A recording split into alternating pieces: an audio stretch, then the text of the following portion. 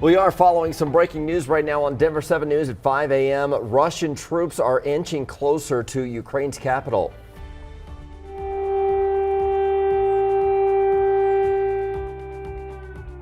The city remains on high alert right now as we're seeing new damage from missiles and air raids.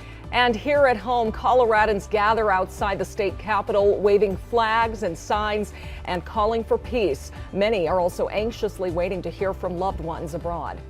There's not much you can do but pray. So we've been praying. Prayers coming in from all over the world this morning as many people wait for word from their family. Yeah, unfortunately, it's a little bit of a helpless feeling. Today, the United Nations Security Council is set to vote on a resolution condemning Russia, and President Biden will meet with NATO leaders around 7 a.m. our time to figure out what else can be done to stop the invasion. Thanks for joining us this morning. I'm Brian Sanders. And I'm Nicole Brady. We will get to the latest overnight developments in just a moment. We want to start your Friday with a look outside from our Mile High camera. We have some good news coming as we start with another cold morning across the Front Range. Katie LaSalle is here. Katie, we're going to get some much welcome sunshine this weekend. Oh, it's going to feel very nice compared to the frigid conditions we've seen starting Tuesday of this week. It is another very cold start to the morning, but temperatures will get around 30 degrees this afternoon. 5 currently out at the airport, single digits from Broomfield into Boulder, 11 right now in Parker, and 2 below in Greeley. Over the northeastern plains, you combine that with winds around 5 to 10 miles per hour. It feels like we're negative 30 out up near Sterling, but it will be not quite as cold later on. You can still see we'll still stay in the single digits through 7 o'clock, but upper teens return by 10, and daytime highs expected to hit the high 20s to around 30. Now, we do still have the chance for light snow, mainly into the high country. Accumulations will remain light. Up and down the I-25 corridor, clouds increase by 4 o'clock. Slight chance for a few flurries, Jason, but then this weekend looking very nice. Oh, yeah, and that's going to make for the great meltdown around town for what has already still remaining here across the roadways. This is up in the high country. It's up at I-70 Vale Pass. We still have some chain and traction laws up along the parts of I-70, even though the mountain corridor continues to improve for us as you make your way up into the mountains. Take a look at the drive here in town, and what a difference the snow plow or the sun plow makes. Having some sunshine dried out these roadways. It's really nice about anywhere you want to go. There are still some icy spots. There are still some slick spots, and especially through the neighborhoods. Take a look at the drive times, though, and I can see the speeds up in the high 60s. I've even seen some 70s out there as well, and the drive times look pretty normal anywhere you want to go, including to or from the airport. So it's a really good drive compared, obviously, to the last 3 drives, especially yesterday. It's way better than yesterday. We want to get you caught up now on what's happening right now overseas. Russian troops are getting closer to the Ukrainian capital of Kyiv. Explosions lit up the pre-dawn sky over the city, and we're hearing reports of intense gunfire. Authorities in one northern suburb about 10 minutes away are urging residents to take shelter. Ukraine's military also claims it has killed a group of Russian-backed separatists disguised as Ukrainian soldiers during a gunfight at the capital. And we're getting new video this morning showing what's left of a house, not much, after an unidentified plane crashed into a neighborhood in the suburbs of Kyiv. The technical information on the plane is written in Russian. We also are seeing video of Ukrainian tanks abandoned by a bridge crossing into Russian-held areas of southern Ukraine.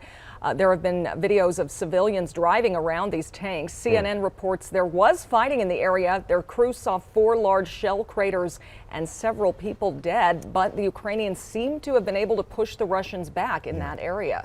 Of course, this is just some of the damage we're seeing across the country. ABC's Faith Abube is in Washington this morning with more scenes from Russia's assault and what the international community is doing to pressure Vladimir Putin into ending his attack.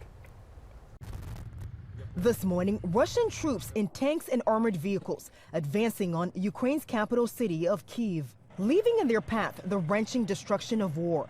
Missiles raining down on neighborhoods. At least 8 people injured Friday when a rocket struck a residential building in a suburb of Kyiv. In this apartment building in Kharkiv, an unexploded rocket caught in the ceiling. And closer to the border, this jet missile jammed in a road. You're convinced Putin's going to overthrow this government? I'm convinced he's going to try to do that. A senior Pentagon official says Russian forces have launched more than 100 missiles so far and initiated multiple ground incursions. Ukraine's president, in a video message, declaring Russian enemy sabotage groups have now entered Kyiv and have designated him target number 1. We know that there were hit lists, so they can go in and just assassinate people. Women and children seeking bomb shelters, hiding in a subway station. Men over 18 years old called to take up arms and defend Ukraine. In parts of the country, gridlock and chaos, long lines at gas stations. This American among the many trying to escape. I wasn't going to leave. We just thought it wasn't gonna turn out like this. Russia is now facing more punishing sanctions from countries across the globe. President Biden ordering a freeze on more Russian banks, cutting off Russia's industries and military of U.S. semiconductors and other high-tech products. Meanwhile, from Washington, D.C. to Putin's own backyard, thousands in several cities protesting the Russian invasion of Ukraine. And the UN Security Council is expected to vote today on a resolution condemning Russia's military aggression towards Ukraine.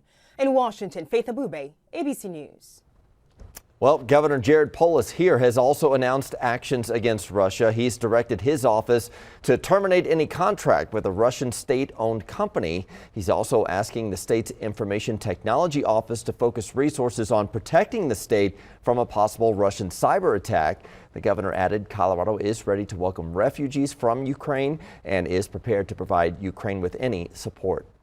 We're also hearing from Coloradans who have loved ones caught in the conflict in Ukraine. Michael Winar's family lives in Lviv, one of Ukraine's major cities. Winar says he's in communication with his family through social media there, and they say they're worried about Russian bombings, but they're also afraid of the dangers if they try to flee. This is like my worst nightmare. I mean, this is one of the worst days of my life, honestly. But for me, it's my family. These are my sister-in-law, my brother-in-law, my mom and dad that I love, and my nephew. One's a baby. He's obviously scared with few options and thousands of miles in between. Michael says his family is just waiting and praying for more information. He says his family is currently safe, though, in Lviv. The invasion is taking a toll on prices here at home, from gas to food to metals. Russia is an oil and gas powerhouse, and more sanctions will impact that output.